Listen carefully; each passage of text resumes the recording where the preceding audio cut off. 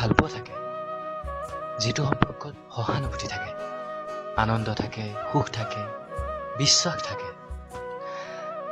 সঁচাকৈ যাৰ জীৱনত সঁচা বন্ধুত্ব আছে সেই জীৱন যথেষ্ট সুখময়।